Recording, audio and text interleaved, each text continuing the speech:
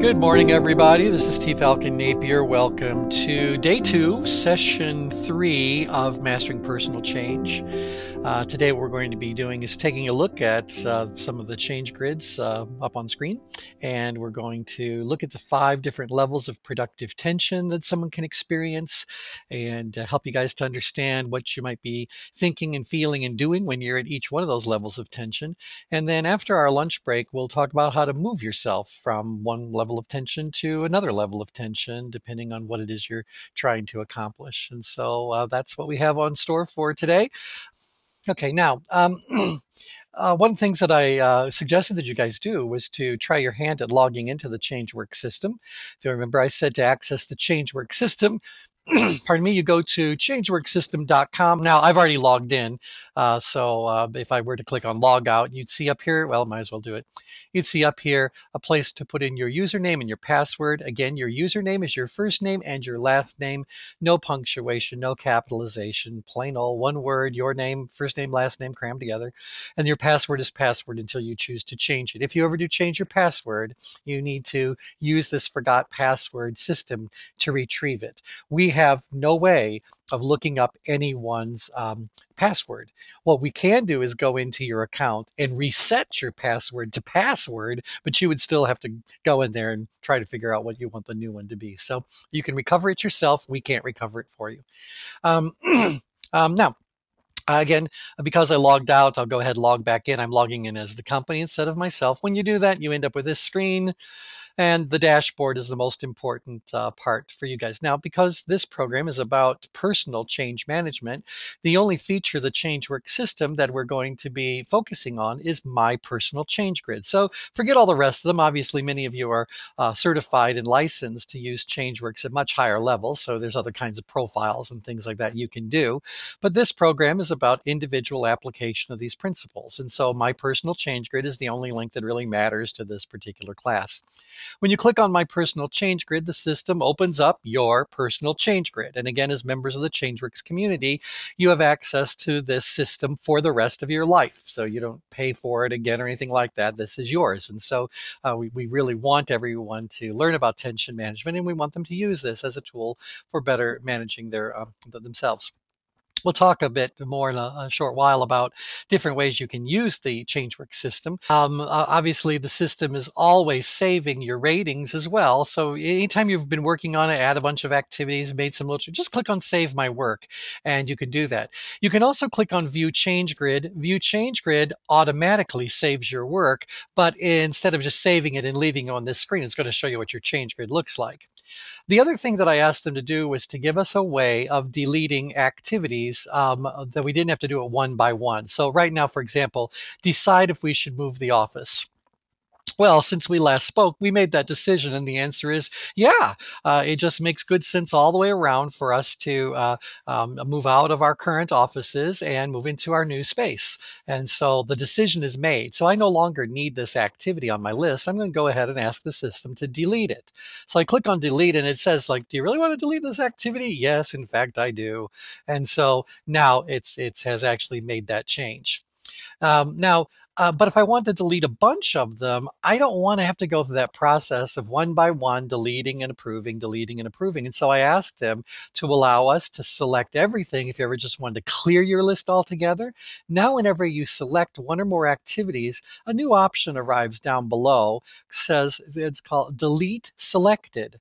And so we could click on that. I'm not going to because I happen to like these activities. But if I clicked on Delete Selected, it'll ask me, are you really sure you want to do that? And it's just to verify it, and then it'll delete them for you. So a little easier way to delete more than one activity at a time. The other thing that I want you to notice is that I deleted activity number 1, and now I don't have an activity number 1 anymore. It's 2, 3, 4. If I click on Save My Work, it renumbers them. Or if I clicked on View Change Grid, it would have renumbered them as well. One other thing for you to know is that you can rearrange things on your activity list very easily. So, for example, probably the one that we're going to need to do, okay, I want to list our office with a realtor by April 15th. But before that happens, I really need to clean out the clutter. So that's good. But this idea about getting approval from the planning office, the deck, that probably can go all the way at the bottom. So if you'll notice, what I just did was I grabbed hold of the activity and I simply dragged it to where I wanted it to be. Um, Before I hire the builder, I really should draw up plans for the addition. So let me just take this activity and scoot it up one little spot. So to get the clutter out of the office, I should probably also find a painter to paint the office, because our office is all kinds of crazy things. Oh, this one, get the timeout feature fixed within 24 hours. That was one of the things we asked the developers to do. So I can get rid of that one as well. So again, I could do that just by clicking on delete activity, but let's put our new little feature to work. So let's put a little check mark in front of the activity and ask it to delete the selected activity. It asks me if I want to verify that. I say yes, off it does. Now I'm going to go ahead and click on save my work, and it renumbers everything very nicely. Yay. Yeah. And then it plunks in whatever the data was. Okay. Now, one other thing is that over here you have the ratings. Last week or last time we were together, we talked about the 4 different dimensions that are important for you to look at in using a change grid. Those 4 dimensions are size, ability, challenge, and importance. The size rating is asking you a very, very simple question, and that is, how big of a task do you think this is? Now, um, the size of a task is a reflection of the amount of time and energy and perhaps other resources it's going to take. The more time, the more energy, the more resources it's going to consume, the bigger this job happens to be. And so I think it's very telling as you start to read your own change grid, to understand how big something is. And that this will make far more sense as we get into the actual readings later on today. Your level of ability, can you do it? The level of challenge, how difficult is it going to be? And importance, how important is it to you? So again, these are very simple little ratings, and all 4 of them are very important, particularly as you start to look at your change grid in more and more sophisticated sorts of ways. So those are the 4. Now, if you'll notice, anytime I want, I can go in and update these. So maybe I said, well, listing our office with a realtor by April 15th, I said my ability to do that's an 11 and the challenge is a 4.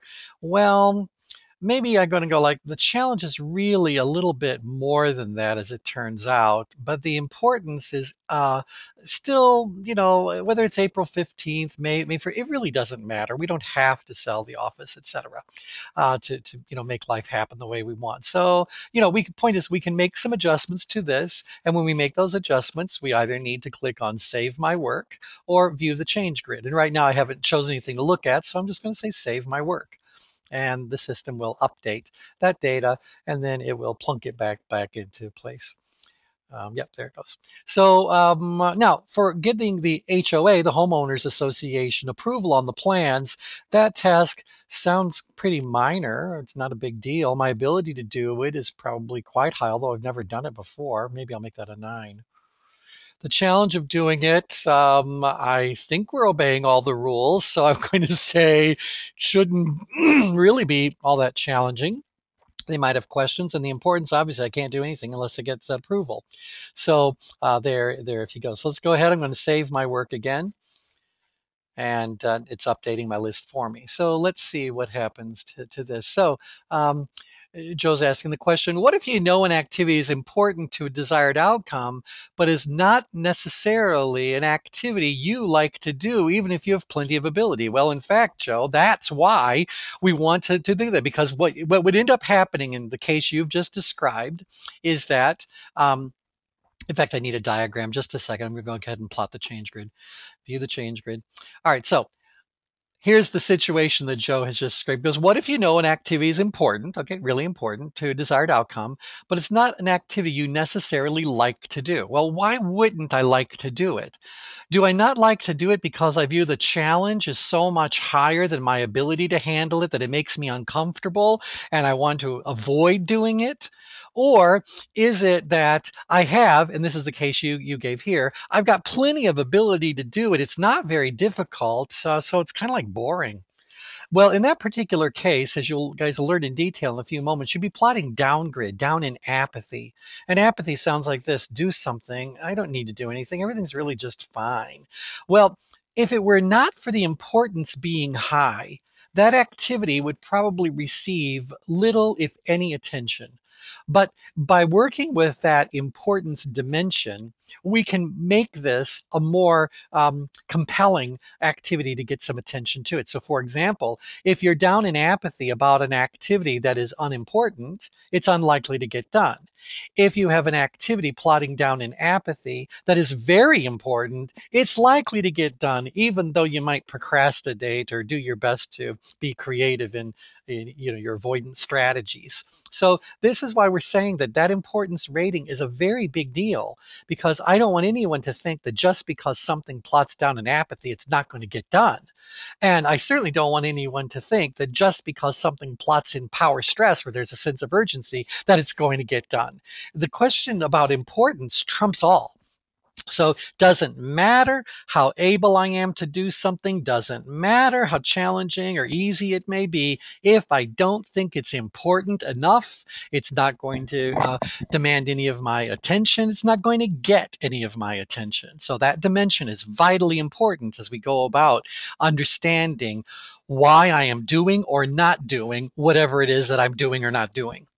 Let's see, we've got another question here. Let's take a look at this one. Does size relate to personal time, energy, and resources, or should it be seen as a total, including all requirements? How does this depend on perspective? Well, first of all, the change grid only looks at perceptions. The change grid has no interest at all in what might be established as reality. And we say that because regardless of what the reality may be, people operate from their perceptions of that reality. If we really were all logical enough and practical enough and functional enough to live and operate in the confines of logic and reality, well, we would have much work to do as human development professionals. So it's all because of perceptions that people's attitudes, beliefs, behaviors end up becoming whatever they happen to be. Sometimes we can use reality as a tool to help a person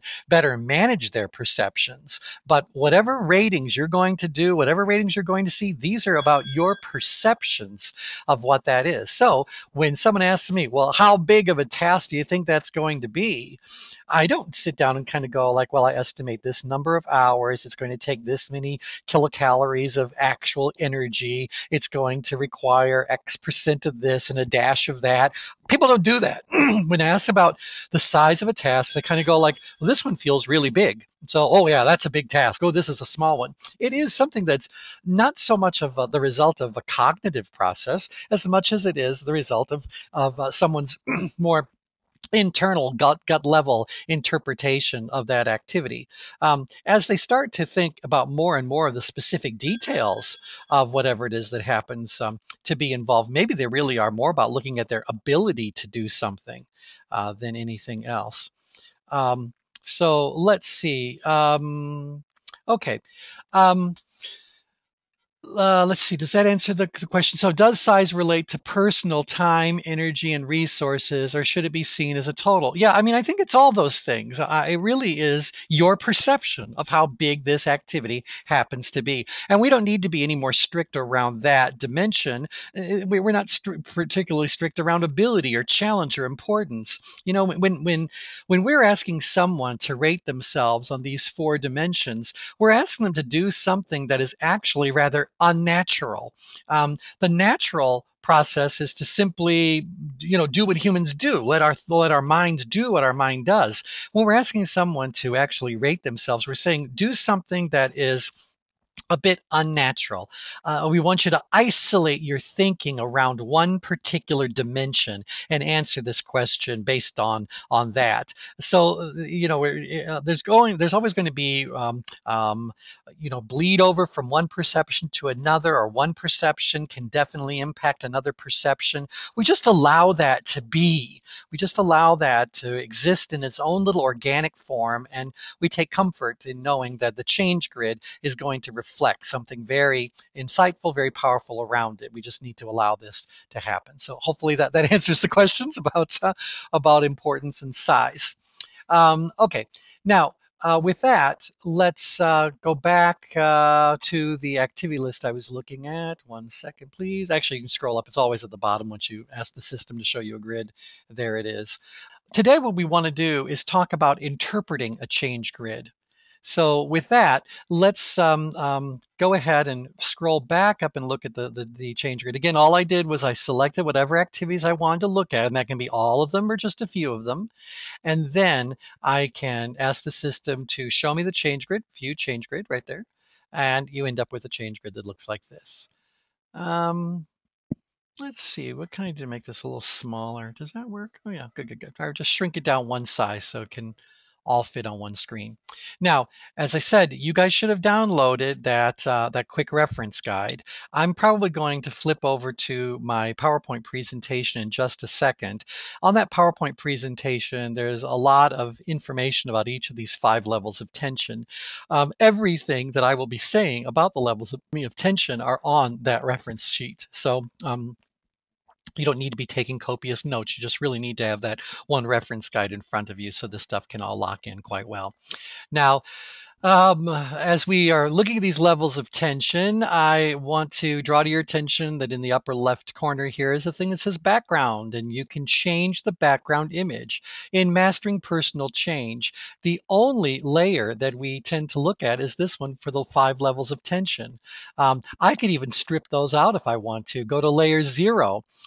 What it's done is it's removed all reference lines. So I'm going through this not because Mastering Personal Change is going to get in this detail, but you might as well know, in case you accidentally do this, what to do to fix it. So sometimes we want to look at just the change grid. We don't really want to see the reference lines for any of the different layers. We just want to go like, what's going on here? And so, for example, for this particular change grid, which is mine, I think it's pretty interesting that the challenge I used was always 6 or above, and I only used 6, 8, and 10. I never even used an odd number for challenge. How interesting. I have a much broader range of ability that's being related. If you guys want to look at the circle color and the number color, if the numbers are red, I said the importance was high. So you see a little hash mark number symbol right there? Anytime you see a number symbol or a number that is red, it means the person indicated the importance was very high for that activity. Now looking at the circle is a reflection of size. So activity number 4 here has a big red circle and it has a red number. This is a big task and it's really important. Activity number 1 down here, big task, really important. Activity number 3, very important, but a small task. And so this is why we like that. While it seems like we're looking at a 2-dimensional diagram, we're actually looking at all 4 of these dimensions simultaneously. Let's see if there's any questions. Can I show that again? Show what again, Joe? What would you like me to show again? Happy to show anything you'd like, as often as you'd like. So how we change it again, we go up to the background image there with a little drop-down menu. I can even say, show me the composite change grid. The composite change grid shows all layers. If you become fully versed in reading change grids, this is the only diagram you'll ever want or need to look at. All these other layers are there to help people focus in on what's going on. So yeah, I changed the background. All you do, you go to background from the drop-down menu, you choose whichever background image you would like. So for example, a layer 8, about the level of engagement someone's experiencing around that. Are you experiencing awareness, intention, engagement? So as we get into, pardon me, those of you that are going to go into ChangeWorks Essentials, you learn about more of the layers, obviously. And then if you become a licensed one professional, we start going in layer by layer. What do every one of these layers really tell you? So it's just there's a lot of stuff that you could learn. But when it comes to personal change management, the real layer that you want to become comfortable with and fluent in is layer 1. What are these 5 levels of tension? What are these response states? So that's how you do it. You swap out the background image whenever you'd like to be able to take a closer look at it. Yep. Mm-hmm. That's how we switch layers. All right, now, pardon me. For today's program, our focus is on these 5 levels of productive tension. So again, you guys should be looking at your reference guide. I'm going to go to the PowerPoint presentation now and take you through some of the foundational information, and then we'll come back and take a look at the change grids and see how this all comes together. So, okay, the change grid. The change grid, again, the joke we've always heard about it is that it looks like a test pattern on a color TV set. We do appreciate the humor. We also appreciate the unspoken message that the diagram is visually very complex. And that's certainly true. But it's only complex because it's unfamiliar to you. As you become more familiar with the different layers of the change grid, this becomes a very easy little diagram to look at and know exactly what's going on. So that's ultimately what the change grid looks like. In fact, that's actually a simplified version of it. We're going to be looking at one specific layer, and that's the layer with the five levels of tension. Joe said it actually looks like the solar system. It does have that element to it in alchemy. So the response states layer of the change grid divides the change grid into these five levels of productive tension, these five wedges. Different things happen at these different wedges, and so we're going to go into them in some detail so you can really understand what's going on with yourself as far as these activities are concerned. We'll begin with the highest level of tension, which is called stress. Now, stress is shown here on this diagram as this white area, this highlighted area. These blue areas that have been kind of shaded out there, those are not the levels of tension we're talking about. We're talking about stress. So if you're looking at your own change grid, if you've got something plotting up in stress, then the following things I'm going to say would hold true for you. So now, stress occurs whenever you are in a situation where the perceived level of challenge you have exceeds in a great way the perceived level of ability you feel you have to address that challenge. So when challenge greatly exceeds ability, our response is stress. Now, stress sounds like this. I know I need to do something, but I don't know what to do. Just tell me what to do and I'll do it. Anything you say is fine. Please help me. I'm out of control.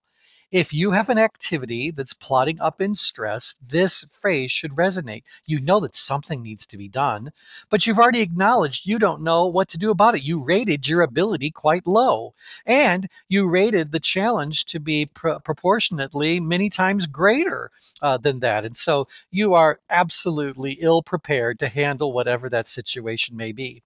Now, the response state is not dictated by the size of the activity or the importance of the activity. So, for just a moment, let's think about well, how do those affect stress? Well, you can be in stress, but not all situations that would put you in stress would be experienced the same way. So, for example, if you are plotting up in stress about an activity that is extremely important to you, you're going to experience that in a very different way than having an activity plot up in stress that you think is unimportant. So, obviously, that level of importance is going to magnify the feeling of stress that you are experiencing. Similarly, we can look at size.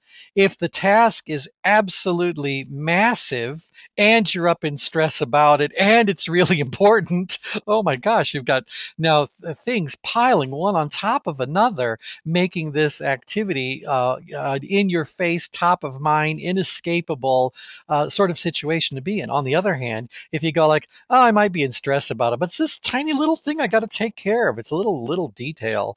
This is that's going to be experienced in a very different kind of way. So if it's not important and it's not very big, but it plots you up in stress, you might kind of go like, well, good thing it's not important and good thing it's small because I don't know how much I can actually handle. So those two dimensions about size and importance can very much magnify or can very much diminish the feelings you have around that stress. So whatever it is that is being triggered by stress, or whatever it is that stress triggers, it's going to feel different based on the size of the activity and the importance you've connected with it.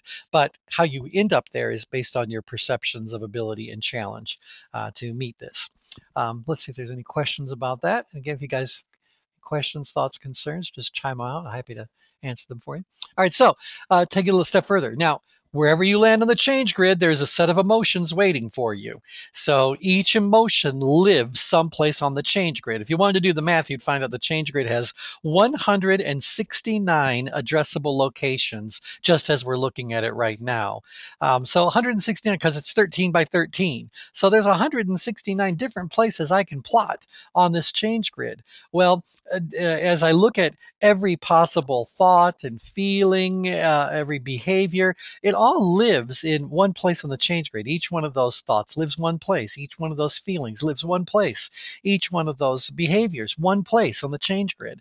And so as I move around the change grid, I'm going to start to discover a unique set of attitudes, beliefs, behaviors, qualities, characteristics, etc., that are going to hold true when I'm at that particular place on the change grid. And that's very much what that reference sheet is looking at. So right now, if you guys look at your reference sheet, you'll see on the far left side, the 5 levels of tension are labeled: stress, power, power, apathy, and apathy.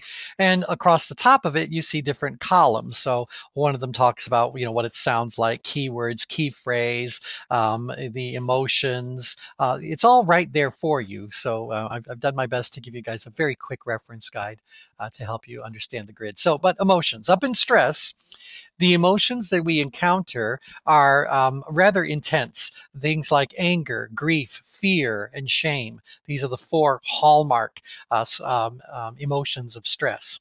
Now, you'll notice we put the word unresourceful in front of those. Um, One of the most amazing things about being a human is that we have this full range of emotions available to us. And so, depending on the situation we happen to be in, different emotions are going to be triggered. Some of those emotions are very supportive to us. They help us to see our situations more clearly. They help to keep our attitudes right. They help us keep our behaviors on track. Some emotions are very resourceful to us. They help us in many different ways to see and do the right thing at the right time. Other emotions distort reality. Other emotions, instead of supporting us, distract us. Other emotions, instead of helping us see a situation in a more clear and clean sort of way, they clutter things up. They complicate things. They make things cloudy or whatever. So certain emotions distort reality, while other emotions help us to focus that reality. So when we're up in stress, these emotions, instead of being resourceful and helpful to us, actually end up becoming more on the unresourceful side of things. When someone is angry, that anger tends to magnify whatever their perceptions are around that situation. So something that really might simply be an inconvenience for someone can precipitate this crazy reaction, this person being furious about something that's really quite trivial. And so we have to go like, does this emotion help me to get to a better place mentally, emotionally, intellectually, so I can do the right thing? Or does this emotion take me away from that spot and feed upon itself, magnify the issue, and maybe cause me additional problems, as collateral damage to what's going on? So the emotions we find up in stress, we put in that bucket of being unresourceful. We are not saying these emotions aren't worthwhile or these emotions don't have any benefit to us. These emotions have been given to us for a reason, and that's because under a given set of circumstances, this emotion is what can help us to save our life or to do something that really needs to be. Like, for example, anger. It's because of anger that boundaries are often set in place. So, because X happened and it made us angry, we go, I'm not going to do that again. I'm not going to let that happen again. And so, anger may trigger us to start to establish some sort of boundaries. If someone is grieving about the loss of someone or something, a resourceful emotion would be to try to find the value in what was learned instead of feeling what has been lost. Instead, celebrate what has actually been gained, what you're taking forward, even though something has been lost. And so we have to say these emotions serve us well, but to live in these emotions could be a very unpleasant, counterproductive, debilitating, place to live. So I would never want to give up any of these emotions, but I also don't want to dwell in them because of the negative aspects of these emotions. So unresourceful, they distort reality: anger, grief, fear, and shame. So I can tell you with absolutely no question mark in my head that if you are in stress about an activity, you are feeling some anger, grief, fear, or shame, or a combination of those about that. So these go together. You can't be up in stress and not experience these emotions. So this is what we really are looking at. Now, these emotions are labeled in rather strong ways. There's gentler expressions of it. So before I become totally, well, look at fear. If I go to extreme, fear could be being terrified. A gentle part of fear might be nervous. That nervous energy could be negative because I don't want something to happen, or it could also be positive. I'm anticipating something. And so that nervousness is also an element of fear, maybe off the unknown. I'll give you a very simple example of this. If you're on a roller coaster, and you love roller coasters, you are hoping the roller coaster is going to trigger some element of stress. I don't want it to put me in a life or death situation, thank you, but I'd like it to make me feel like I'm in a situation that I shouldn't be in. And if it were not for technology, I should not be able to survive. So, what's it really awakening? It's awakening that little bit of a fear. But instead of that fear being negative, that fear is actually something that's more about going out there and, tackling the unknown, confronting the fears and overcoming them. That's why when people get off of a roller coaster, and it's a good one, they're smiling and jumping up and down. They actually feel like they've accomplished something. And all they basically did was sit in a spot for, 60 seconds while the roller coaster did its thing. So these emotions, again, but what they're doing is they're distorting that reality, and don't know if we want to be living in that spot. Okay, questions about the emotions of stress? No. Okay, reasoning abilities. Reasoning abilities are how we go about figuring something out. Do we figure it out by looking at all the facts and figures, get all the details, apply all the logic we can?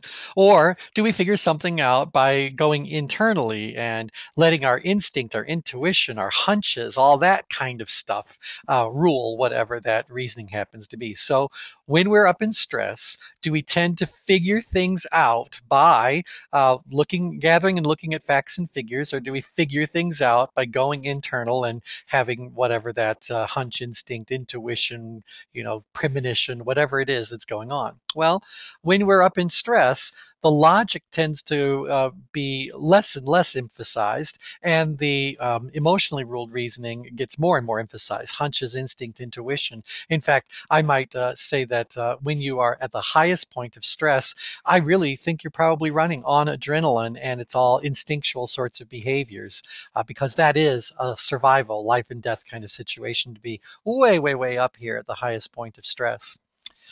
But anyway, reasoning abilities point is they're emotionally ruled. That's not to suggest that there is no logic up there, but let's just say that that logic has been very much subordinated, and these emotions are squashing what logic there is even down further. Decision making. Do people up in stress make decisions? Well, people up in stress always make some sort of a decision because they're in an extremely difficult situation that's demanding their immediate attention. They've got to do something. But that decision is very reactive. It's grabbing a hold of a life ring. Remember, the person up in stress, if you go over a couple of columns to the left, said, I know I need to do something, but I don't know what to do. Tell me what to do and I'll do it. I mean, they want to be rescued. They want someone to intervene on their behalf. They just want someone just, throw me the life ring, tell me what it is I need to do. And so they're grabbing hold. They are reactively grabbing onto whatever solution they think might help. Now, keep in mind that if you ever witness someone in stress who has made the right decision, what you've witnessed is luck. How do I know that it's luck? Because look at the reasoning abilities. They weren't looking at all the facts and figures to actually determine what the right thing is to do. They just grabbed hold of that life ring in a reactive kind of moment. I also know their emotions aren't helping them to see the situation more clearly or whatever. And so you blend that all together and you go, like, any decision this person comes up with is a decision that just seems to be making sense in the moment, and that sense is not provable by preponderance of the evidence. It's just that's just not what happens. We're up in stress. We reactively grab for whatever's going on. Okay. Let's go to the next little screen here. Now, what else is happening up in stress? Well, perceived availability of resources. Your level of tension definitely changes your ability to recognize and tap into the resources that are around you. When someone is up in stress, they believe that their resources are severely limited to non existent.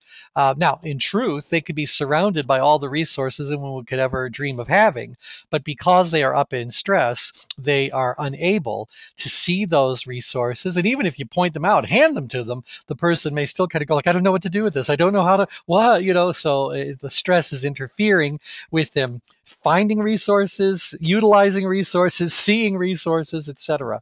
So that perception of the resources being scarce is what's kicking into play here. Now, as a result of this lack of resources, lack of ability, highly challenging situation, etc., the person starts to feel something as far as their equation, the control equation, is goes. What does someone up in stress feel? They feel out of control, and they may very well literally be out of control, but at least in the moment in their head, they're out of control. Now, we know from the nature of change that the moment someone feels out of control, nature tells them, you got to get back in control. And that's why that person is reactively grabbing hold of whatever solution they think might be available to them. Unfortunately, while they're grabbing hold of things, while they're trying to get themselves back in control, we have to look at what's their overall productivity. Are they really accomplishing things? Well, people up in stress are very active, but activity and productivity are dramatically different things. They are very, very busy physically, emotionally, and intellectually, and they are grabbing for these solutions as they stumble across them. But that doesn't mean they are grabbing the right solution. It doesn't mean they're applying it the right way. And so, stress is characterized by many false starts with very few results to show for them. So the person who's up in stress will stumble across a solution, a strategy they think might help them, and they begin to pursue that strategy. As they pursue that strategy, whether it's working for them or not working for them, if they discover another strategy is available to them, they're prone to jump from the path they were on to this new path. And as they pursue that one, if they stumble across yet another one, they're likely to abandon that one and pursue another one. And so it is not at all unusual for someone who is experiencing a stressful period of life to turn to multiple things in rapid succession to resolve it. So, I'm reading this book. Oh, I'm talking to this person. Oh, no, now I'm meditating. Oh, no, no, no. Now I'm taking some sort of medication. Oh, no, no, no. Now I'm doing this. It's kind of like because the stress is interfering with their ability to clearly determine progress is being made, etc. They live very much in that immediate moment where they're reacting to whatever is that happens to be going on with them. So let me see if you guys can relate to this. I just want you guys to weigh in and check. And by the way, if you want your ICF credits for this, I have to know you're participating. So do throw in the occasional answer. How many of you have ever been truly up in stress as I've just described it? So I want you to be able to make an actual personal connection to each of these levels of tension. How many of you have actually personally experienced the stress that I'm talking about here? Let's hope we get unanimous yeses. Oh, one of you saying this, it sounded like you were talking about me. So, this is what I want you to do, though, is go like, not only have I experienced this, but I can see that these characteristics were actually all demonstrating themselves when I'm in that frame of mind. What I'm hoping to establish with you guys is that these characteristics travel as a set. And so when you're up in stress, not one or two of those things might be happening. All of those things are happening. Now, whether they are all top of mind or not, that's not the discussion. But if you start to examine, what was I experiencing? What was I thinking? What was I feeling? What was I doing when I was up in stress? You should find evidence to support all of these characteristics as we've talked about them. Let's start getting some comments here. Yeah, when I managed to call a call center. Yeah, can you imagine? That's daily life up there in stress. And hopefully you're able to see these things experience. How many experience it? Yeah, that's a good question. Daniel's wondering how many of the people on the call right now are actually being triggered to experience stress just because I'm talking about it.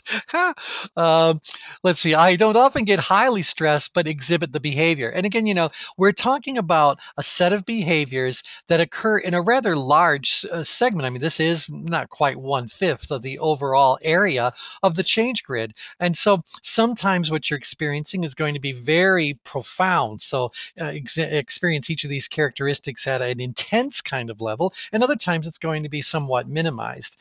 So some of that intensity is tied to the perceptions you have about the size of the task that's now on your plate, or and the importance that you associate with that particular task. It also has to do with how challenging you rated it and how poorly you assessed your ability to handle it. So there's this intensity factor that's going to come in as well. Let's see.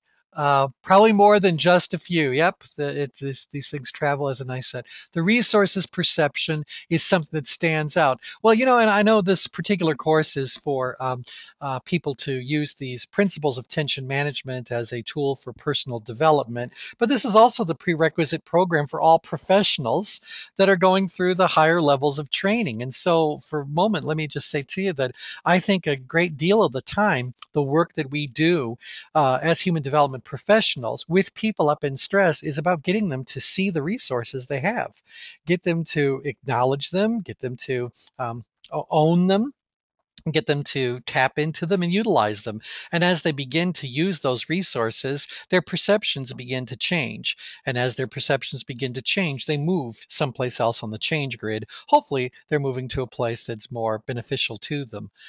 So yeah, yep, absolutely. This resources one tends to be the one we do. And by the way, if I look at all of them, I think that when it comes to which one of these perceptions or these characteristics would be easiest for me to work with, to help myself or to help an individual? And the answer is going to be about getting to those resources, taking that inventory.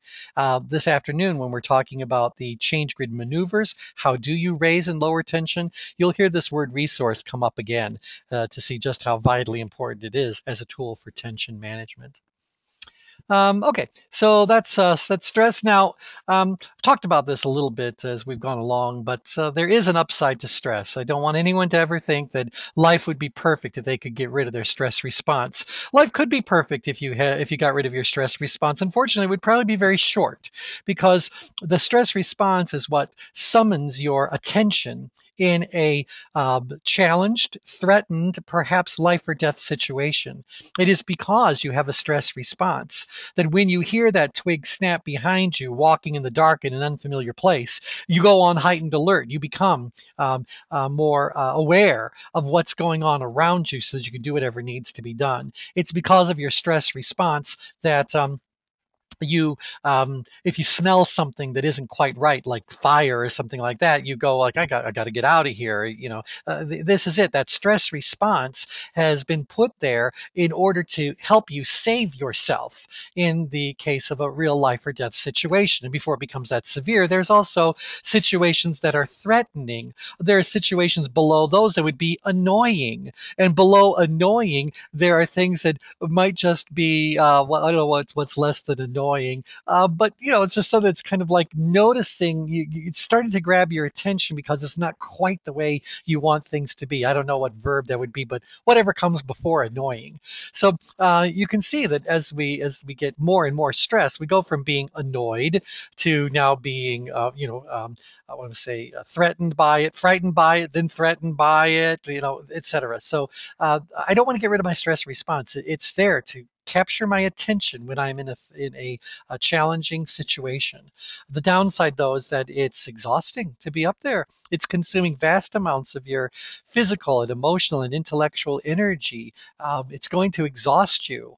It clouds your decision-making abilities. It has all kinds of negative ick that comes along with it. So we don't want to live up there. That's the point. Okay, questions about stress? Are so far so good. Yeah. Okay, so far so good. So now I have a sample change grid I want to show you so that we can try to lock these things in place. This is an activity list of someone who is a human development professional. They happen to work inside of an organization as part of a team. So let's just look at the kinds of things they put on their activity list. Expressing my thoughts and feelings openly with the team, leading a project, taking ownership end to end, collaborating effectively. I won't go through all of them, but you get the idea. Maintaining a positive attitude, holding myself accountable, dealing with conflict in a productive way, maintaining work life balance, leading an event. I mean, you get the idea. These are all very plottable activities, mission critical kinds of activities. See if I'm getting any. Stress also helps you grow. Absolutely right. Absolutely right. So here's what this person's change grid looks like. Now, they have no activities plotting up in stress. So while there are a lot of activities that are plotting a lot of other ways, the one thing I can say to this person is that you're not losing sleep over any of these particular activities. You're not feeling out of control about any of these things. You're not feeling stress around them. So the best change grid I can only hope for you guys is one that has nothing up in stress. But we'll see what else you have to deal with as we work our way through this. Okay, so that's stress. Now, obviously, if you have something up in stress, we want to help you get out of it. That's what we'll do after our lunch break today. Let's move on to the next primary response state. The big meaty one in the middle is power. I know we skipped over one. Those are did that for a reason. So we want to now look at power. Now, power is this big meaty one in the middle, the largest wedge we kind of have here. Power occurs whenever you're in a situation where your perception about your level of ability and the perception you have about the challenge are in relative balance with one another. So when ability equals challenge, doesn't have to be an absolute precise match, but as long as they're within a certain range of tolerance, ability is rather equivalent to challenge, you can end up in power. So now, when you're in power, that internal dialogue changes. And now it sounds like this. I know I need to do something, but I haven't decided what I'm going to do yet. So I'm going to look at the options, consider the alternatives, and then I'll decide. The person who's in power is gathering information. They are considering, evaluating, debating, discussing, shopping. This is what power is triggering us to do. It's enough tension that's basically saying, hey, you've got the ability to meet this challenge. So you're going to have to succeed in doing this. You're going to need to put that ability to work because this challenge is equivalent to your ability. It's going to be putting you to the test. You're going to need to be doing the things that really need to be done to make this all turn out the way that it is. And maybe it's saying. That you want to improve upon whatever that knowledge and skill and experience is so that you can maybe do a little bit better than just match the challenge or the level of ability the challenge requires. Maybe you have a little bit more ability. That would be good. But this is it. So the person who's in power feels enough tension to say, I got to explore this. I have to pay attention to do this. I have to make decisions. I got to, understand it. I have to do these things. But I haven't decided what I'm going to do yet. Now, once I've done all this, I'll make my decision and then I'll move forward. But right now, what I'm doing when I'm in power is considering, shopping, evaluating, debating, discussing all those formative kinds of activities are happening in power. Oops. Click here. Yep. Now, as I said, for stress, it affects your emotions, or emotions affect your stress. Let's look at what happens in power. In power, the emotions we tend to find are more resourceful. Things like pride and confidence, and countless variations on those. These are emotions that are basically saying to us, you have what it takes to meet this challenge. You do have the knowledge, the skill, the experience. You are prepared. You are ready. And so good for you. This should trigger feelings that you have value. You're doing something that is worthwhile to be doing. So there's a lot of very positive kinds of things that are happening in power. And these emotions do tend to be more on the resourceful side of things. These are helping you to see your situation more clearly. These emotions are helping you to take the time necessary to do what needs to be done. The whole mindset of power is that if you do it well, you'll only have to do it once. And so be thoughtful, be prudent. And when you come up with the right decision and implement that decision, you've done a good thing all the way around. So this is what power is all about. Now, when you're in power, your reasoning abilities become more logically ruled. So people in power want to look at the facts and figures. They want to read up on things and research things and explore and debate and discuss and all those sorts of things. They're open to getting that additional insight and understanding from sources they find and from people who are volunteering sources to them. Power is a place where that logic is coming to rule. That's not to suggest that the person in power isn't also having some of their emotions impact their reasoning.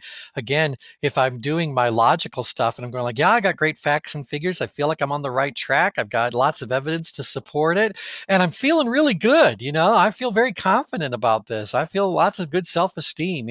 That emotion is still there, but those emotions aren't ruling your thought process. It's the logic that's really ruling it. Where again, up in stress, the logic kind of fell by the wayside and all the emphasis was now on these emotions ruling my reasoning abilities. And unfortunately, those emotions were unresourceful. They were distorting reality and compromising my ability to make that right decision. Um, when we look at decision making itself, people that are in power do make decisions, but rather than making a decision that is this reactive, reach for the life ring, the person who's in power says, "No, I want to make a really good decision.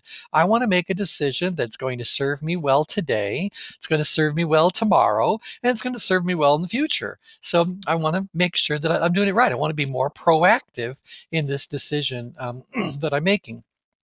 Um, there was a title for a book on time management that I always loved. I never read the book. It was probably pretty basic kinds of stuff based on the title. But the title of the book was, "If you don't take the time to do it right, when will you find the time to do it over?" And from that, I coined my own little phrase, and that's there's only two ways to do something: the right way and the long way. And so when people are in power, they tend to take the right way. So they tend to be more efficient about the decisions that they're making, the implementation of those decisions, the utilization of resources. They are more thoughtful about that. Where someone's up in stress or someplace else on the grid, we'll talk about in a moment. They can end up be squandering resources, making bad decisions, lots of false starts. That takes a very long time then to get to where you want to go. So two ways to do something: the right way and the long way. You pick which one you really want to take. Okay, so decision making proactive. We look at resource availability. The person who's in power feels as though their resources are adequate. I did not say scarce, I did not say abundant. They believe their resources are adequate. They have enough. And it is because of that feeling of having just enough resources that they are being a bit more careful, a bit more thoughtful and prudent. They don't have any to waste. Well, they have what they have. They want to make good use for it. And so they view their resources as something that need to be respected, something that needs to really be properly utilized for their maximum benefit. Now, as far as control is concerned, the person is feeling very much in control, on top of this, in charge of whatever the situation may be. They are not necessarily taking action yet, but in the moment, they feel like the things are under control. It's okay for them to be taking this time to gather this information, to make the decision, etc. And as a result, productivity is generally quite good. So I believe that before anyone makes any decision of any real size, they really should spend some time in power where they are gathering information and validating the information they've got and coming up with a good plan and a process and running it over in their head enough or maybe with other people to get some sort of validation that it's a good course of action to pursue. We want to spend some time in power so there's some quality in whatever the decision is that we need to be making. Unfortunately, Sometimes people get stuck in power, and that's the downside to it. If I go to the next little screen here, the downside of power is that this is where analysis paralysis lives. This is where the person can get stuck in an information gathering mode where they keep on, ready, aim, fire. They keep on ready, ready, ready, aim, aim, aim, but they never fire. So they get these decisions get stuck in committee, so it's like, wow, how long do we need to keep talking about this? How many more people do we need to meet with? How many more books do I need to read? How many more plans do I need to come up with? I mean, when is enough? Well, the person who is using power properly is not looking to learn everything. They're only looking to learn enough. They aren't looking to put together the perfect plan. They're looking for putting together a plan that is perfect enough. And so, where's this word enough come into play? If you don't have that boundary, that concept of enoughness, then you can end up easily getting stuck in power and be lingering there for an astoundingly long period of time, perhaps so long that whatever decision you had made or whatever progress you had made could be rendered null and void because time passed, things changed, and everything you've kind of lined up is no longer the way to line things up. So could be a really, really, really big deal to get stuck there. Now, let's put this to the test for all of you. How many of you have ever experienced the state we call power, where you are in an aggressive information gathering mode? You are trying to weigh out all the merits. You feel like you've got enough resources, but you need to be thoughtful and prudent. You feel like you're in control of the situation, which is why you're trying to do a good job of making a proactive decision. How many of you can resonate with this level of tension? Yep. Now, let's go to the dark side. How many of you have ever gotten stuck there? So, I see, Diana, you got your hand up there. Don't know if you want to just say, like me, I agree, or if you've got a question you want to ask. So, if you want to ask a question, just type me a little note in the question panel, and I'll be more than happy to unmute your line or share your question with the crowd. So, all right. So again, let's go back to this. Power can be a very positive place to be, but it also has a downside, and that's we can get stuck there. So, how many of you right now have a situation in your life where a decision has needed to be made, and you've probably made the decision, but you haven't followed through and done anything, or you're still making this decision, you're still doing it? And if you can't relate to that personally, how many of you have got friends and family members and colleagues and neighbors and coworkers and clients that are stuck in power? They've been gathering information for a very long time. They've got it all figured out, but they're not doing anything to follow through and do what needs to be done. Now, the reason why that's happening is because power is enough tension to get you to pay attention to the situation and process it and make the decisions, etc. But power stress, or rather power, is not necessarily enough tension to get you to actually take the action that is necessary to move you forward. So, how many of you have ever been stuck in power or know people that are stuck in power? Yep. Okay, good. And again, those of you who want some ICF credits do participate. So I can say, yeah, they participated. Here it is. They were on the call. I wasn't a radio program. Okay, so that's power. Now, again, I got a sample grid for you. Again, we've got a little activity list here. Let's look. There's a whole lot of activities that are plotting in power. Let me just share with you a couple of these things. Activities number 6 and 7 grabbed my eye because the person said that these were very important tasks. The numbers are red, and they think they're pretty big tasks. So 2, 6, and 7, these are big deals, very important. Let's take a look at what those are. Activity number 2 is leading a project, taking ownership end to end. 6 was focusing my efforts on the highest value activities. And 7 was adapting to the changing demands placed on the team. And so when I look at these things, adapting, focusing my efforts, high value activities, leading a project, taking ownership, I have to ask myself, does this level of tension called power support me in doing this? Is this a good place to be? So right now I could say about those activities that I'm feeling quite confident about them. I feel like I'm in control of these things. I am learning what I need to learn. I'm gathering information. I'm making good decisions, making good strategy. The unknown question is, am I taking action? So we'll talk about that in just a second. So Okay, great. You guys have even, oh, I like it. People are even stepping into the confessional. I've been stuck there myself. One of you is saying like that you've been stuck there for a while. So I'm glad you can relate to this. As you read your own change grid, you want to be able to know if you've got an activity plotting in power, you want to make sure you don't let yourself get stuck there. Now, when I look at something like activity number 13, the individual is saying that it's not a very important task, only moderately important. That's why it's that orangish color. And it's not very big. It's a little activity. That's why that circle is green. Activity number 13, let me go back a couple slides, was dealing with conflict in a productive way. So they're saying that dealing with conflict in a productive way is only moderately important. It's not a very big task. They rated their ability as a 7 and the challenge as an 8. So they're going like, it's not like I've got a lot of ability around it, but it's also not all that challenging. I mean, I hope that it's because right now they're not having much conflict, but that one kind of says to me, maybe we need to do something to help you work with your perception of importance to get a little bit more attention placed on this particular activity. Okay, so that's a little bit of power. Let's go now to the lowest level of tension, the third of the primary response states, and that is apathy.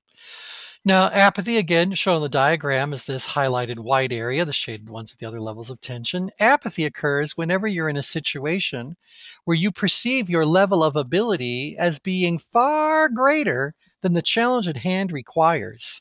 So if I said the upper half of the change grid represents puzzles that you're trying to figure out the answer to, things that are happening down in apathy, these are puzzles that you have long ago solved. So you already know exactly how to do whatever it is that is plotting there. There's a lot of ability. There's not very much challenge. So it's just one of those things that you've pretty much mastered. So in your head, the language changes to this: do something. Well, I don't need to do anything. It's just fine. Everything's just fine the way it is. That activity is doing just great all by itself. I don't need to pay any attention to it. It doesn't need any attention. So there's all this phrasing that's just basically saying this is not an issue that I want or need to be putting any attention to. The key word, we spelled out a snore. So the person's on autopilot. They're letting these things take care of themselves. They believe they've been mastered, and so they are relying upon habit to move these activities forward. So people that have a mission critical activity plotting down in apathy can still do it. I mean, they rated their ability very high. They have the ability to do it, and it's not particularly challenging, so it wouldn't even disturb them to do it. Unfortunately, they don't have a whole lot of passion, joy, excitement, enthusiasm around it. They're down in apathy, kind of like, oh, it's fine. It's taking care of itself. Don't worry about it. I'm not going to worry about it. So things start to fall kind of off their radar. Things start to move to that back burner of their mind. The activity isn't demanding any attention, so it isn't getting any attention. So now, is that good or bad? Let's take a look at some of these characteristics. The emotions that come along with being in apathy return to being of the unresourceful variety. There are different emotions for sure, but nevertheless, these emotions tend to feed upon themselves and distort reality. So, what are these emotions? Well, complacency, boredom, ambivalence, apathy, all things that come along with it that just basically say these things don't need any attention. They don't merit anyone's energy. Just move on already. Get over it. Let's move forward. So the person is just kind of like done with the things. So unfortunately, these activities may still require some attention or could benefit from some attention, but their reasoning abilities have become emotionally ruled again. And those emotions of complacency and boredom are saying, we don't need to be solving anything. We don't need to be thinking about this. So my reasoning becomes dull and slow. Decision making inactive because I'm thinking like, well, why do I need to make a decision? Everything is just fine. The decision's already made. So hopefully you guys can really feel what this reaction or this response of apathy is like. Now, take it a little step further. Resource availability. People down in apathy believe they got all the resources they need and then some. They're not worried about running out. They're not worried about something threatening whatever the activity happens to be. They're going like, it's all done. I've got everything I need and then some. So they're controlled though. They're going to say they're in control, and in their head and in their heart, they believe that they are in control. Everything is really just fine. Unfortunately, the world keeps changing, and the person who is in apathy doesn't notice those changes. Again, this activity has been moved to the back burner, and so it doesn't demand any of their attention, so it doesn't get any attention. The world keeps changing. The person in apathy doesn't notice those changes, and so little by little, that feeling of being in control is actually turning into an illusion of control. So they all think things are fine, but they haven't really assessed the situation against those changes that are taking place in reality. And so this illusion is coming into play. Likelihood you guys have each experienced this the situation I've just described. So if I said to you, make a list of all the things that you are extremely good at that are on the border of effortless for you to do. So what are this list of things that you have mastered? Now, you can probably come up with a nice long list of those things. And if I then said to you, well, let's put it to the test.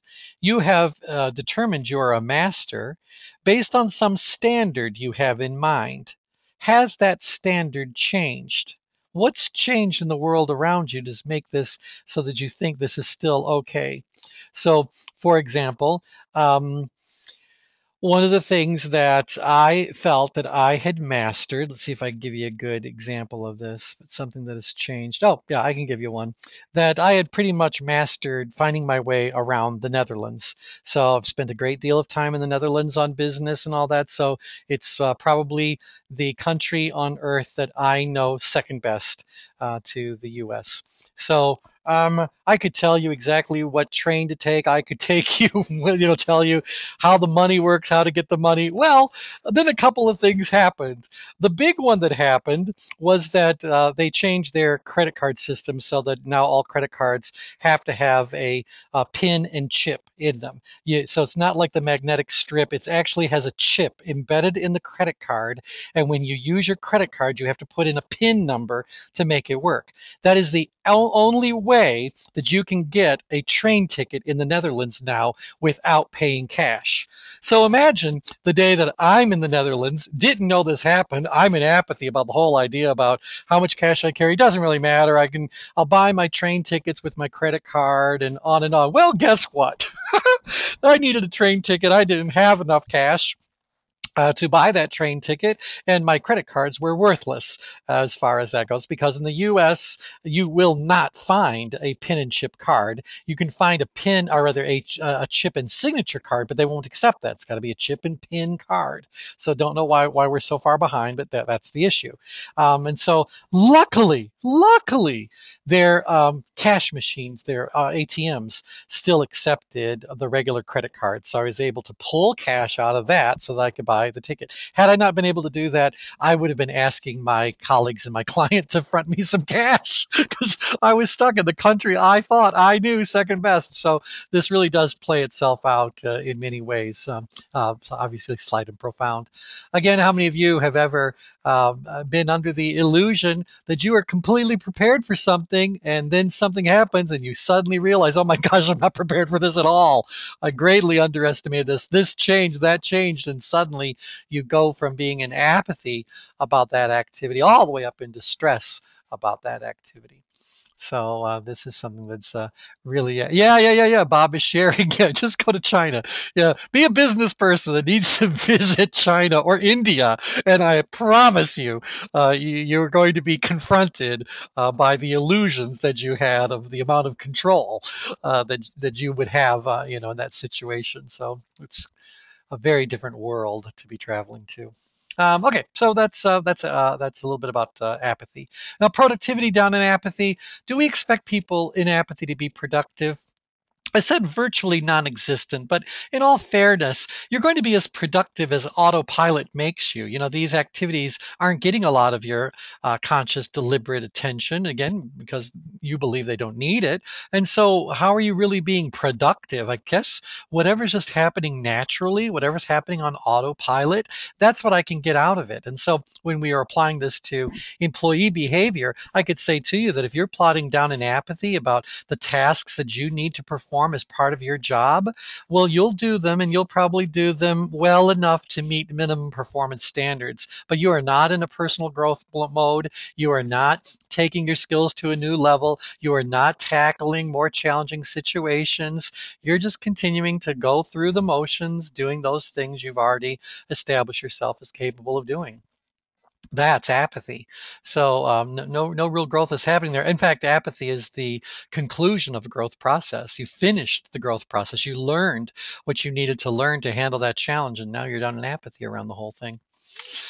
Now, as much as people don't like the label of apathy, we decided to stick with that label. It's been 32 years now. We stuck with that label because people don't like it. So the more people tell me, ooh, that label makes me uncomfortable, the more convinced I become that it is the correct label because I want you to be disturbed. I want you to go like, wait. What do you mean I'm in apathy about that activity? I'm not apathetic about it, really. Well, why don't you just step into the confessional, turn off all of that upgrade emotion, all that righteous indignation and anger, and why don't you own your heart's truth that that particular activity, as important as it may be, is an activity that you feel like you've mastered it. Your ability is very, very great. The challenge is very, very low. Can you do it? Yes. Will you do it? Probably. Are you going to derive great joy and satisfaction from doing it? Not so much. And so people that end up in apathy don't like that label, but that label is there to say to them, are you really done? Are you really finished this afternoon? We're talking about moving. I'm going to say, too, if you're down in apathy, you're not down in apathy because you've got too much ability. You're down in apathy because you don't have enough challenge. So, what can you do to get that activity back up into a place in the change grid where you are gaining more information, learning more, expanding it, taking it new? What would that challenge be? And so people might not like being in apathy, but it doesn't change the fact that that's exactly where they are. So now, when you're applying this to yourself, you got to own that truth. You're plotting down in apathy. This is a message to you. You have more ability than the challenge requires.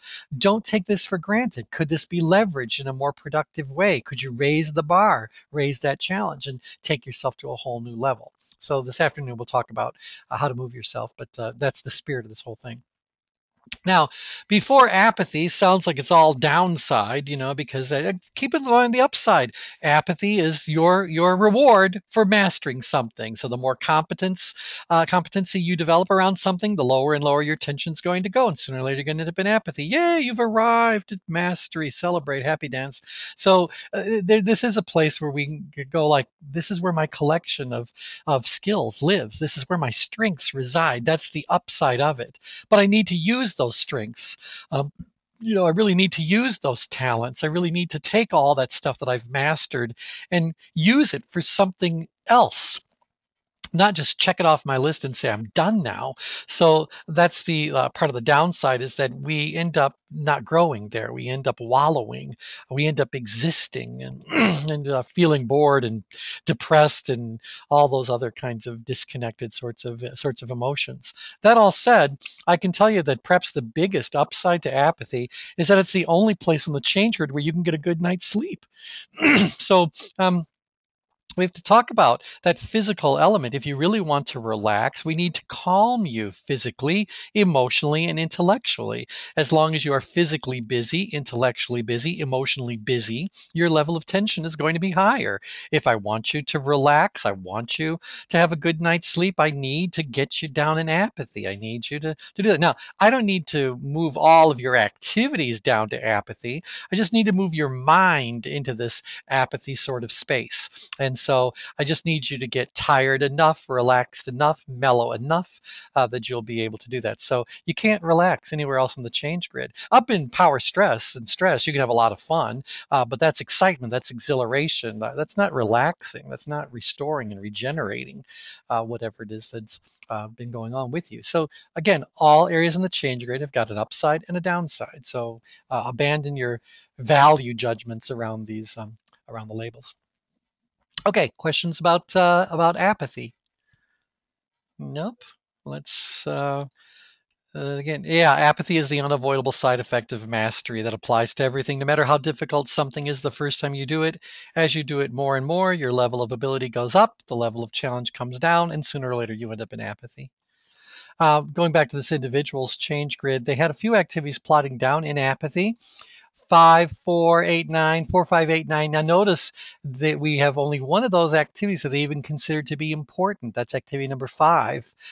These activities are small. You see the little green circles, or even medium, the yellow circles. But so they're saying pretty much, these activities are only moderately important. They're not particularly large, and I've mastered them. So how much energy do you think someone's going to put around those activities? If they're going to put energy around any of them, it's going to be number 5 because they're saying this one's important. Activity number 5, oops, sorry, let me go back a couple things. 5 was providing feedback to my team members. So imagine they think it's important. They don't think it's a particularly large task, and they're plotting down an apathy about it. Do you think they're really giving that feedback to their team members? And are they doing it in the proper way, in the proper time frame? Or is this something that, even though it's important, relatively speaking, it's still not getting a lot of energy put around it? So hopefully you guys can relate to everything I've just shared with you about that. Let's see. So try to apply your mastery to find an innovative new way. Well, exactly. That's what you're doing, Joe. In fact, this afternoon we talked about upgrade maneuvers. One of the upgrade maneuvers is to change the task. So you've already mastered X. Can we apply that skill set now to something else, or a new objective, a new task? I mean, so that's definitely one of the ways we can raise someone's level of tension.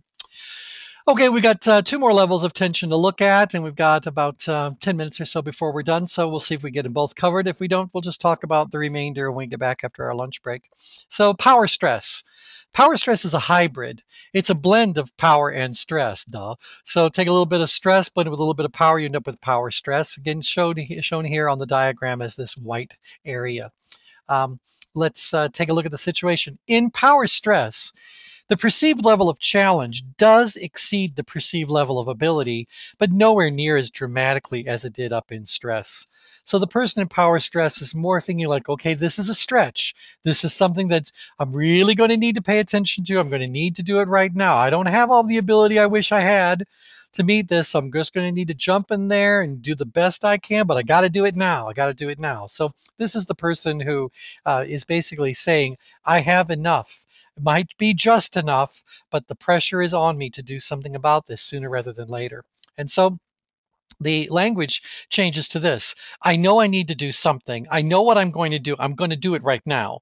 So the person who's in power stress is ready to make that change happen. They're ready to buy if they're in a purchasing sort of a situation. They're ready to do what needs to be done. They're at that threshold of activation, ready to take that immediate definitive action.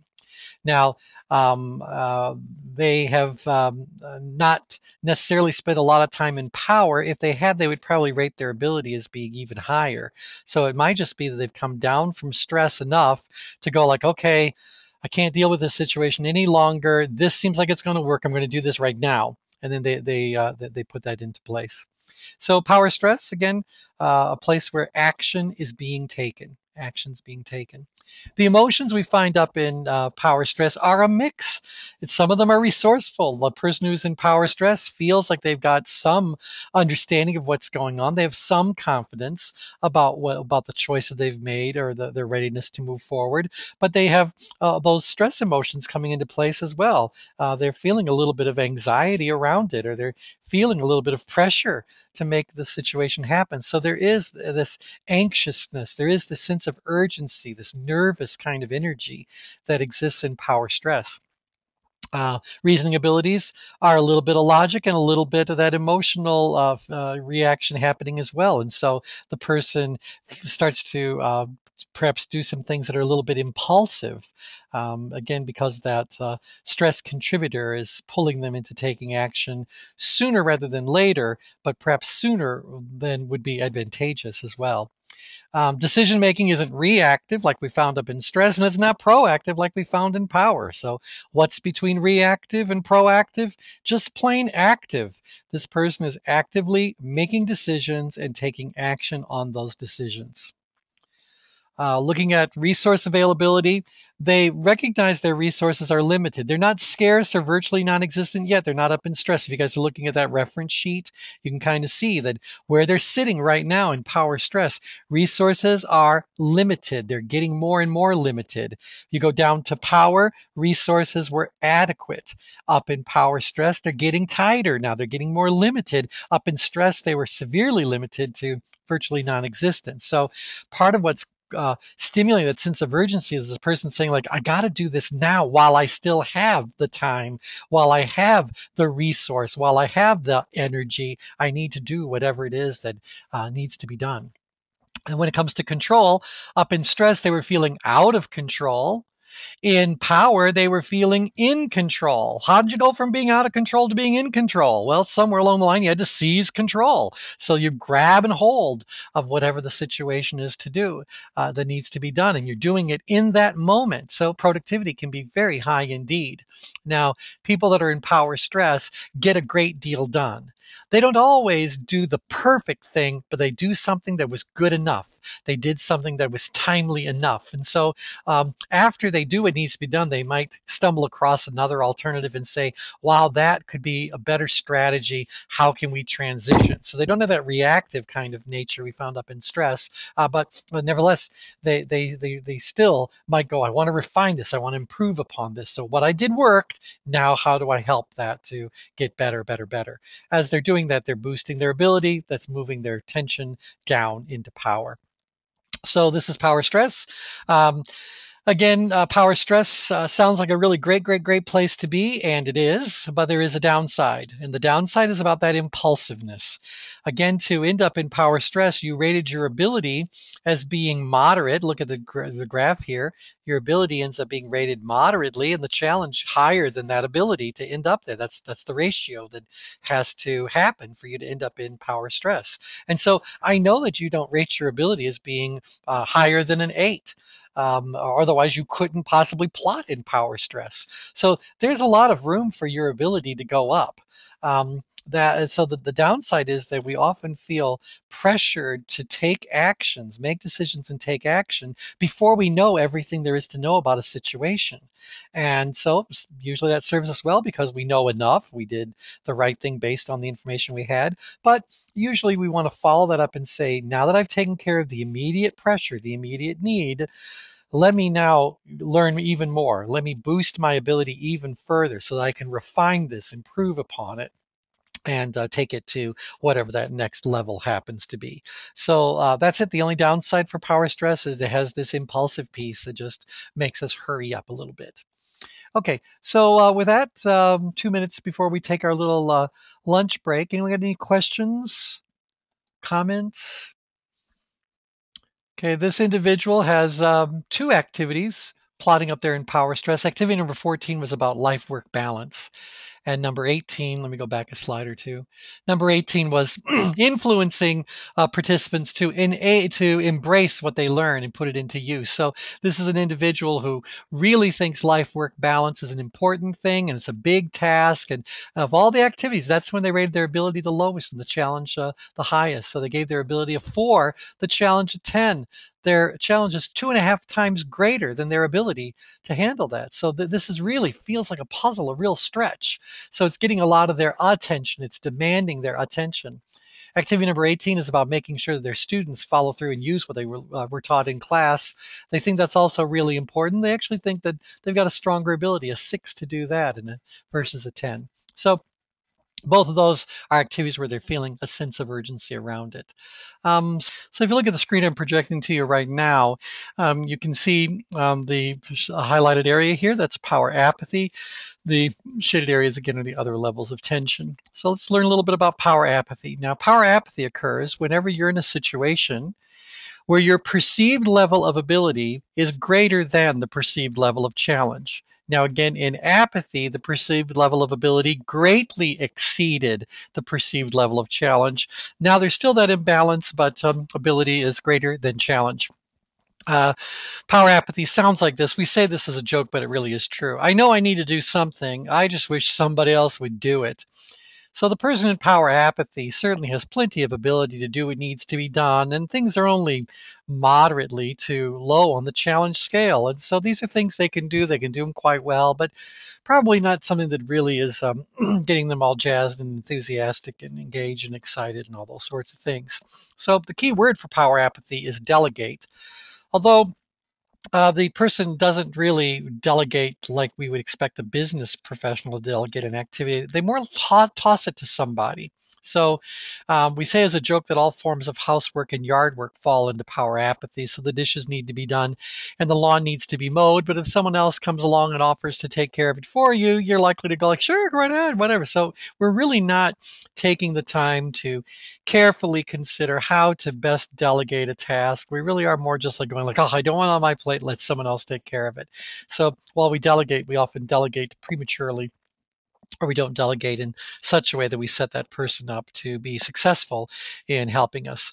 Now, in truth, when we are delegating things in power apathy, we are often delegating them to system, process, procedure, routine. Things in power apathy are puzzles that have been solved. These are things that are getting formalized, things that are starting to settle down a little bit. So we really do understand them. We really have settled whatever the real question mark might be. So because we've figured it all out, we can now document what we've figured out. So we can turn it into a procedure. We can turn it into a process.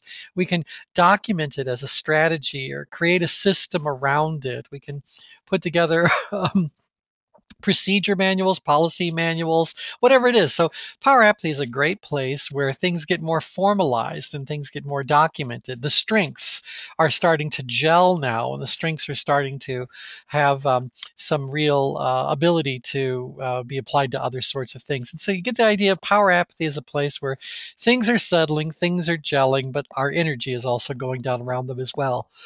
So things in power apathy, I know I need to do them. I just wish somebody else would do them for me. Now, the emotions we find in power are mixed. Again, it's a hybrid response state. So it's got some of those more positive emotions we found up in power, or rather more resourceful emotions we found up in power, like confidence and pride and all those good sorts of things. But it's blended with a little bit of those emotions we find down in power apathy, that boredom and complacency. Now, the person becomes a little bit more ambivalent about what's going on, a little more tentative around what's going on. So the emotions are starting to transition from those that are very logically ruled to those that are more emotionally kind of ruled.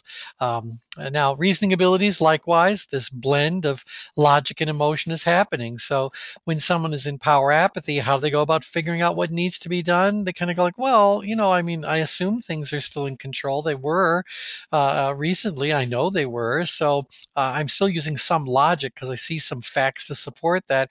But I'm in no big hurry intellectually, emotionally, energetically around it. I'm kind of sluggish around the whole thing. So decision making becomes rather passive.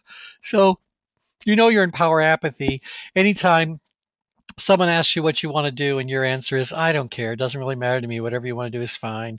This is that premature delegation. This is that passive decision making that is so characteristic of someone who's in power apathy.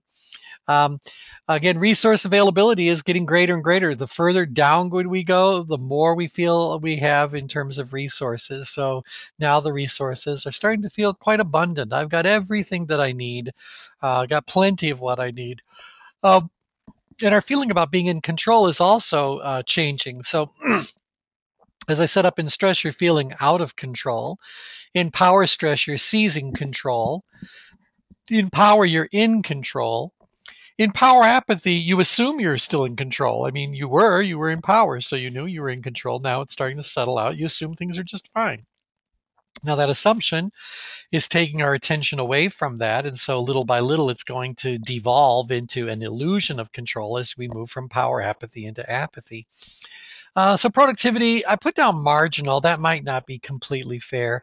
People that are in apathy, that are in power apathy, can get a lot done.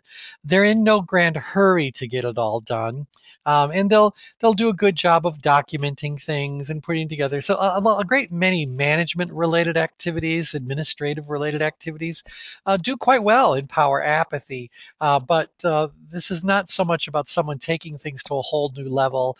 The person in power apathy has just got enough challenge in the situation to kind of keep them a bit more engaged, but there's no real passion, enthusiasm, etc. So a lot of again, management, administrative sorts of activities, things really are quite important, but aren't really going to, jazz someone's day. So that's a little bit about power apathy. Productivity, again, marginal. Now, power apathy doesn't sound like it's all that great of a place to be, but the truth is it has a very strong upside. Power apathy is where people have taken their skills to the point of them being strengths. These are people who have got enough skills around those particular activities that they can do them well, but they're still consciously involved in them. They're still thinking about them and applying it deliberately, that sort of a thing. And so I think there's a lot of good stuff that happens. Things start to formalize and gel. If you're trying to, pardon me, develop any kind of system, process, procedure, power apathy is a great place to be. The downside to power apathy is that we are starting to lose interest in that activity. And so I think people should use power apathy as a warning sign. This is your heads up that natural movement on the grid is down grid. And unless you do something about those activities now, they will, in all likelihood, slip down into apathy. And then we've got all that problem of that illusion of control coming into place. So these are the 5 levels of tension. Let's take a look at some of these activities to see how this person fared as far as power apathy was concerned. So in this case, they've got several activities plotting down in power apathy. Again, notice that you got 3 red numbers, so they consider activities number 3, 15, and 16 to be very important. But only activity number 15 has got a red circle around it, so that's a big piece of work. Activities number 3 and 16 are very important. That's why the numbers are red, but they're moderately sized. And activity number 1, moderately important, small size. So let's take a look at those activities and see what we can pull out of that. Pardon me. So activity number 1 was expressing my thoughts and feelings openly with the team. Now, going back to the diagram, they're saying that that's only moderately important and it's not a big deal. And they have an ability of 10, a challenge of 5, so twice the ability that the challenge requires. But look at activity number 15. Very important, very big. Activity number 15 is about contributing to the team's success in a tangible way. So are they saying that they can do it? They gave their ability a 9, and the challenge is only a 4. So they've got over twice the ability that the challenge at hand requires. So can they do it? Absolutely. Can they do it well? Probably. They think it's really important. They think it's a big task. And so I would predict that this activity is likely to get a lot more attention than the activities where they are saying the importance simply isn't that high. All right, so that's a little bit about this particular change grid. Any questions, comments about these 5 levels of tension?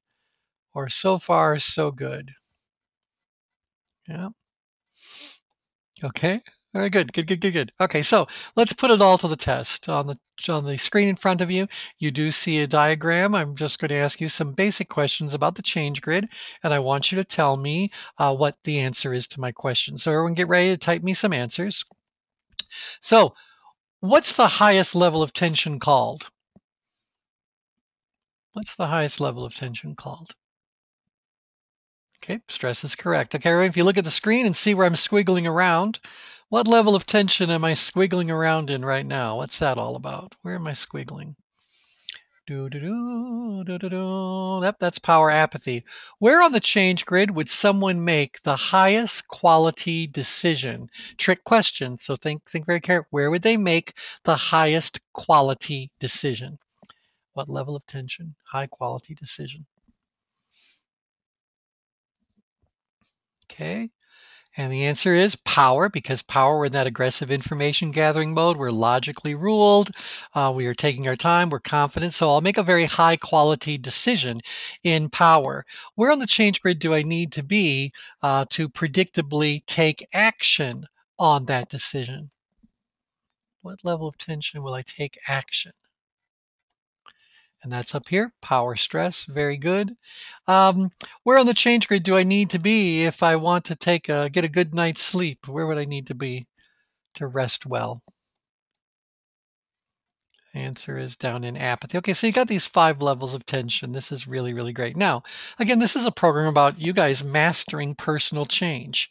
If you were to master personal change, you would be able to create a list of the things that are most important for you to be working on or doing. You'd be able to rate yourself on those activities, and hopefully you would plot in certain places on the change grid. And so here's my question for you. If your goal was to master personal change, that is, do all the right things in the right way at the right time, what levels of tension would you want to put your energy into? What levels of tension would you like to move yourself into? So, what are the more productive levels of tension when it comes to determining what needs to be done, how it's going to be done, doing it, etc.? Where is my real productivity? The answer is either power or power stress. Now, again, for us to master personal change, we do need to spend some time in power so we can choose what those activities are, or we can determine what the steps are that we're going to need to take. We can put together our plan, gather our information, make our decision, and then we need to put that into action. In order to put it into action, we're probably going to need a little bit more attention, probably a little bit more of that power stress. So we don't necessarily have to be deep in power stress, way up there, but we do need to be in that general vicinity for most of the activities that we have in mind to actually happen. So if your goal in life is to truly master personal change, what 2 levels of tension would you want to avoid? There's always going to be exceptions, but what 2 levels of tension do you think would be least uh, supportive to you when it comes to mastering personal change? Let's see what you're saying here. Okay, I would want to avoid stress and apathy. Stress and apathy. Now, what's wrong with stress when it comes to mastering personal change? Up in stress, I'm very reactive. If anything, I'm probably the poster child for someone who hasn't mastered change, you know? So I'm being very reactive in my decision making. I'm being very emotionally ruled in my reasoning abilities. I'm feeling very much out of control. So this is not a place where someone would want to be if their goal was to master personal change. Likewise, I wouldn't want to be down in apathy where I'm saying, like, everything's fine just the way that it is. In fact, to be in apathy, I probably have to believe that I have mastered personal change. But as I said, one of the characteristics of apathy is an illusion of control. There are a lot of people out there. You can probably count many of them among your friends and family members and colleagues and that really believe that they have mastered personal change. But if you really listen to what they're working on and the progress they're making and the struggles they face, you find that they got plenty of work to do. So we don't master personal change by moving an activity up into stress, and we don't master personal change by moving the activity down into apathy. We need to use these other levels of tension. Sometimes power stress, sometimes power. In fact, as things start to settle down and formalize, maybe even power apathy for these activities. And so we need to move on to the next little section of the program. That's okay, how do I move myself? So it's great. I can define my activities and I can determine what level of tension I'm currently experiencing, and I can understand a little bit about how that level of tension is affecting my attitudes, my beliefs, my behavior, my performance, all those good sorts of things. But how do I move? Where do I want to move myself to? So let's talk a little bit about desired locations on the change grid. Now, the desired location on the change grid depends on the activity. And so we don't necessarily have one special spot on the change grid where everything is absolutely perfect for all activities. Different activities are performed best at different places on the change grid. So let me ask you guys a couple of questions just to see if you could tell me where on the grid this would be most naturally performed. So um, let's say that it's time for you to do your taxes. You want your taxes to be done. You want them to be done correctly. You want them to be done on time. What level of tension is going to support you most in getting your taxes done properly, and done on time? What level of tension? I want them done. I want them done properly. I want them done on time. That was a trick question. All right. Now, most of you guys are saying power stress. And it's interesting because that was actually three different activities. Let's look at each one of them separately and tell me if you would change your mind. I want you to get their taxes done. Done just means I want them finished. It's got nothing to do with deadline, has nothing to do with quality. I just want you to get them finished. What level of tension could you be at that would result in you getting your taxes finished? Just getting them done. So let's see if you guys get this answer. So what level of tension we do it? The guys are saying like, well, you can get them done probably at any level of tension. And that's absolutely right. I could probably get my taxes done down in apathy, but it's going to take me a good long while. And I don't know I'm going to pay all that much attention to detail because I don't really know that I care all that much. But get my taxes done could happen down in apathy. Getting my taxes done could also happen up in stress, but now I'm going to be scrambling and reactive and probably make a whole bunch of mistakes and all that. So getting them done, all right, that's could be happening anywhere. The second thing I said is I want you to get them done accurately.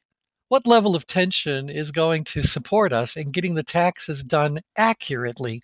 There's two levels of tension you can probably pick from if accuracy is our hallmark there.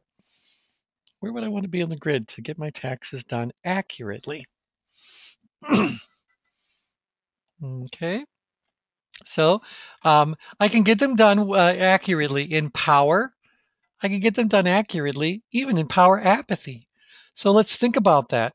Now, power is pretty obvious because in power, people are going to be very thoughtful and prudent. They're going to gather the information. They're going to weigh out relative merits. They're going to follow the rules. They're going to do all those things that people in power do.